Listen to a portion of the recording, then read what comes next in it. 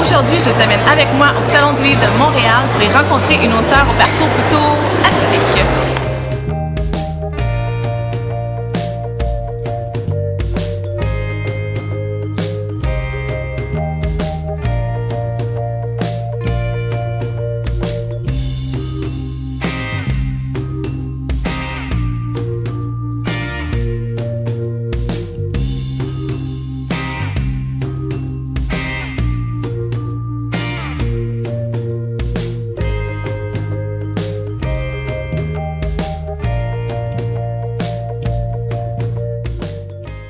Aujourd'hui, on se retrouve avec l'auteure Anna Todd. On a le privilège de s'entretenir avec elle. Donc, hi Anna. Hi.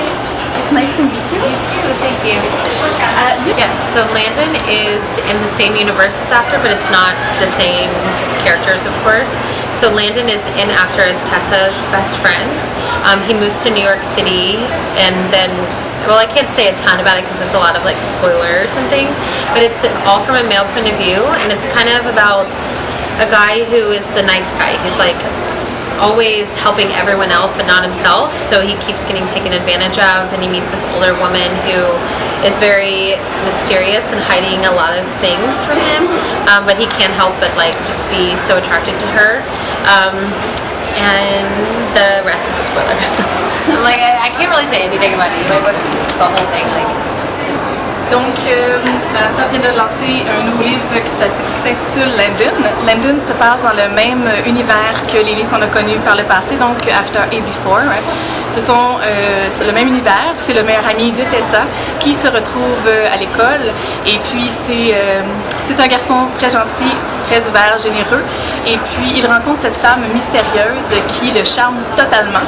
Et évidemment, Anna ne peut pas trop nous en dire aujourd'hui parce que ça dévoilerait tous les punchs du livre, mais on vous invite évidemment à en faire la lecture et à nous dire comment vous l'avez vous-même trouvé. I know you have a great relationship with your fans. You're really present on, of course, Wattpad, where you were discovered, but also on Twitter and Instagram. How does that relationship with your fans can influence your writing? It influences a lot, actually. More on Wattpad, I guess, because then they can comment like on each line of the story. So like Landon that just came out, I have that on Wattpad too. So then on every line there's comments of like how they're feeling or what they can't wait to happen and stuff. So it's definitely influences the course of the story. And then on Twitter and Instagram, it's just fascinating for me to see what, particularly women, of course I have some men, but mostly like women and teenage girls are interested in and what they're passionate about, and then I feel like it gives me like a more insight into who they are and like what they want to be reading. Anna Todd est quelqu'un qui est très présente sur Wattpad, où est-ce que ses œuvres sont initialement publiées en version gratuite.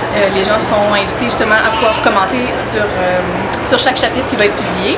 Et puis, elle est aussi présente sur Instagram et Twitter. Donc, je lui demandais à quel point est-ce que la présence de ses fans autour de son œuvre peut influencer son écriture. Et puis, ce qu'elle raconte, c'est justement qu'elle est beaucoup plus présente sur Wattpad parce que chapitre après chapitre, les gens peuvent vraiment aller commenter, dire comment ils ont trouvé ça. Ça peut lui permettre de bâtir justement une relation avec son public, où est-ce qu'elle apprend vraiment à les connaître eux personnellement. Et puis, elle mentionne évidemment que son lectorat est principalement féminin, mais qu'on a aussi quelques hommes qui prennent le temps de commenter. I have two questions about it. In your new book, is sexuality as present as before? And how much do you think it can influence your young readers that are reading your books, your series? Well, the first question, it's not as present. It's still there, but the characters are different. So with Landon, it doesn't really make sense for him to be, having a ton of sexual activity in his life, just because he has only had one girlfriend. He's only been with one girl, and he meets this new woman who is a lot more sexual than him. But I didn't want to change his character just to make him have sex. And for After, I've had a lot of talks with readers and even parents of readers about the sexual content, and I'm really proud that I wrote about it, and they always have safe sex, and I feel like it's, for me, in my opinion, of course, is it just seems weird to me that like there has to be some weird shame thing to write about women having sex. And Tessa's 18 and she's never had sex before. Par le passé, dans la lecture d'After, on a découvert un personnage avec une sexualité très présente. Donc, je demandais justement si dans la nouvelle série, la sexualité était aussi présente et puis à quel point est-ce qu'elle croit que cette sexualité-là peut influencer les lecteurs qui sont souvent des adolescents, donc un jeune lectorat. Donc, ce qu'on apprend, c'est que dans la nouvelle série, la sexualité, oui, est toujours présente. Par contre, évidemment, Anna va avec son personnage. Donc, c'est une personne qui a seulement eu une petite amie par le passé. Donc, la sexualité peut être un peu moins présente. Ça se développe un peu plus au cours du deuxième tome. My last question was about the whole writing process that led you to be published. Because as we know, you started on Wattpad, which is free sharing of your story. So how does that started from free, open to everyone, to a published book that you can bring home and read again and again? So it started with me just reading a lot of fan fiction on Wattpad. I was actually a member of the site for about 4 months before I ever wrote anything. And one day I felt like I had read everything on there, which like is not true. But I was like, I can't find anything new to read. So I was like, maybe I'll write a chapter or something until someone updates. And so then I started writing the first chapter, like pretty much right after I'd had the thought. And then I didn't think too much into it. I'm glad because I probably would have talked myself out of it or something. So then I wrote the first chapter and then it was just like, oh, that was really fun. And then I wrote the next one and then I just kept writing. And then about a month into it when slowly people started reading it. And then all of a sudden over the summer it was just like exploded. And then I had a few agents contact me, but I was like, I don't want to like talk to you. I don't know, like it just felt like, I don't know, I was like, why would they want to talk to me? I'm writing One Direction fan fiction. So then I ignored them, and then Wattpad contacted me and was like, hey, we keep getting a lot of inquiries about you, and we were wondering like what you want to do or who are you, because no one knew anything. Like they didn't even know my name was Anna. They knew nothing like except for my username, and then I think it said I lived in Texas. So then they reached out to one publishing house, and then the rest in New York were like, we want it too. So then it became this whole bidding war thing that I thought every author got to experience, which is not true, sadly. It's like actually really hard to make an income off writing. I just kind of stumbled into it, but reality is like for a lot of people it's really hard. But anyway, so then mine, I got a publishing deal, and my stipulation for getting a contract, I told all of them, all of the 4 that I met with, I was like, I want to keep it up for free. And they were like, why? Like, why would you want to do that? And I explained, like, this is like where I came from, and if it wasn't for these people reading it, I wouldn't have this. So then they were still like, they were like, okay, I guess. But Gallery, which is my publisher now, was the one that was the most like, yeah, let's do it, let's write. And they'd already worked with Christina Lauren, who wrote like Twilight fan fiction.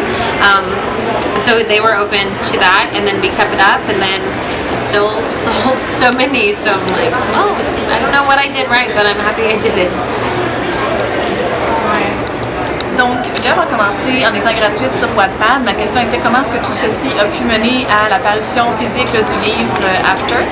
Et puis, ce qu'on comprend, c'est que Anna s'est inscrite sur Wattpad pour commencer par en faire la lecture. Et puis, après environ 4 mois avoir lu, elle avait l'impression d'avoir tout lu sur Wattpad. Évidemment, elle sait que c'est pas vrai, mais elle avait l'impression d'avoir fait le tour un peu de ce qu'elle voulait découvrir.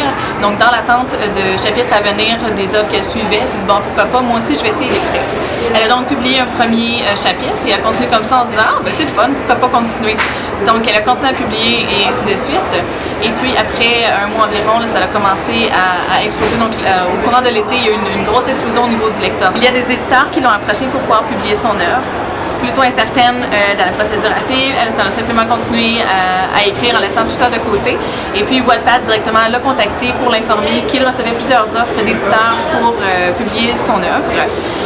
Et s'en est ensuivi une espèce d'enchère parce que plusieurs personnes à New York se sont aussi dit intéressées. Donc s'en est suivi une enchère pour savoir qui serait le chanceux qui allait publier son œuvre. To know what we can expect from you in the future. Okay, so I have the next Landon book coming out here in January.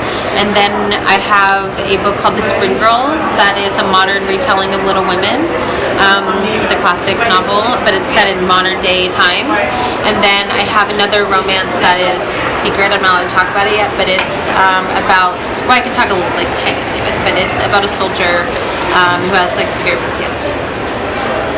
Excellent. Thank you. Thank you so much for your time. Thank you.